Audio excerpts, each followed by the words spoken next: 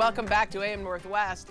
They're tangy, flavorful condiments that can add a kick to any meal. Here to share their recipe for pickled cherry tomatoes and spiced tapenade, we welcome back the co-authors of the upcoming book, Cold Canning, Bruce Weinstein and Mark Scarbrough. Good to see you guys again.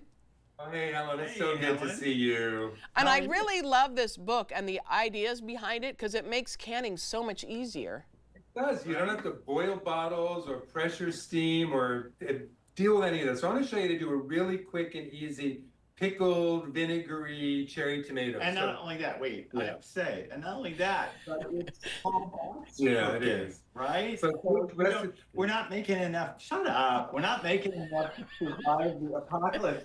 Let me get my freaking talking point in. We're not making enough to survive the apocalypse. Okay, now, this whole recipe for these pickled cherry tomatoes makes this one jar. So you have to use really good cherry tomatoes. If you can get them on the vine like these are, that's really helpful. And so what you have to do first before you even put them in the jar is poke them.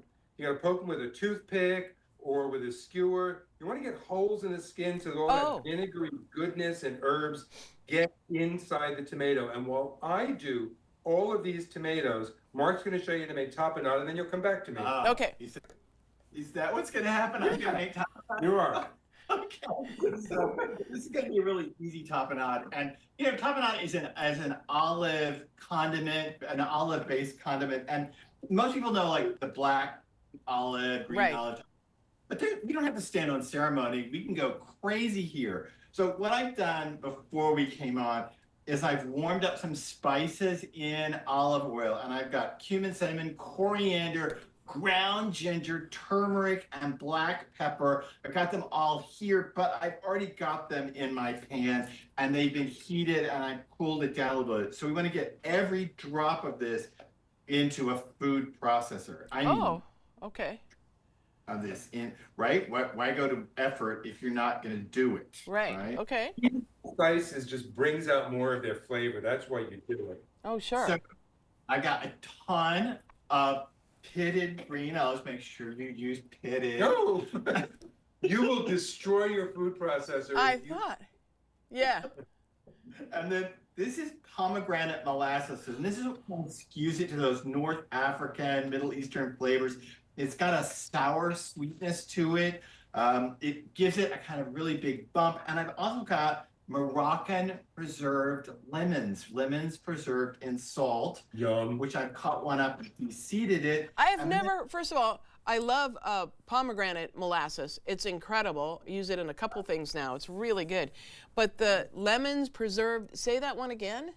It's Moroccan preserved lemons. They're preserved lemons, sometimes called Moroccan preserved lemons, but they're a common ingredient across North African cooking, and even into the Middle East. And they're lemons that have been preserved in salt. So they let off a lot of juices and they concentrate. So by the time you pull one out of this salty brine, it's very salty. And also the lemony flavor is very concentrated, and the rind has broken down a bit. So the rind doesn't have that bitter edge to it anymore. It's an amazing ingredient. It just adds this complexity of flavor. I always love to put that into chicken sautés too. So, yeah.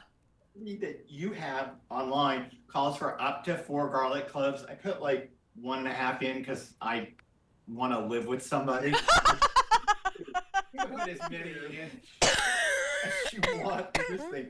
The only trick here is to get it in the food processor and just pulse it. You don't want to puree, right? A tapenade is grainy.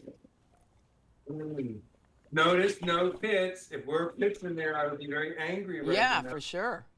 Right? So I think that we're close. Oh gosh, And look so at that. it's made this very coarse tapenade, which I can put in a vertical. This will keep in the fridge for up to 2 months if you put it on it. So you can use this all summer long for deck parties, or a little nibble with drinks, with beer, with Coke, with iced tea. You know, it makes a really nice nibble on crackers. Great idea. Tomatoes now. I poked them all. I put them in my quart jar. I'm going to throw in with this some fresh thyme. Okay. And some black peppercorns and some more garlic. And now it needs the brine. So what I heated up here and let cool for a bit before is equal parts white wine vinegar and water, some sugar and salt. And I'm going to pour that on top of these. And that's it.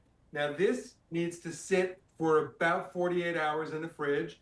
Those tomatoes are going to absorb all that herbal, spicy vinegar, and they're going to be the most refreshing, lovely snack. We love to have them with cocktails and crackers with the tapenade. It all works together. They sit, the more vinegary they get. So watch out if you have a thing about vinegar. But here's what I love is once you make a jar of these like this, it's so easy to do. You make a jar of these, then all you have to do is chop a few of these up, add it to tuna salad, to chicken salad. Oh, okay. Right? It's like a ready-made dressing because the vinegar's there. Then just drizzle a little olive oil on it and you're out. So easy and so delicious. Yeah, oh my gosh, absolutely perfect. Okay, we're going to put the recipe on our website at k2.com. And again, your book is called your newest book. I don't know, I forget how many books you have. I don't know, 1,002. Cold Canning is this one. It's incredible. Great job, you guys. Great to see you again. Thanks, Helen. Thank you, Helen. Yep. All right, we'll be right back with more AM Northwest. Don't go away.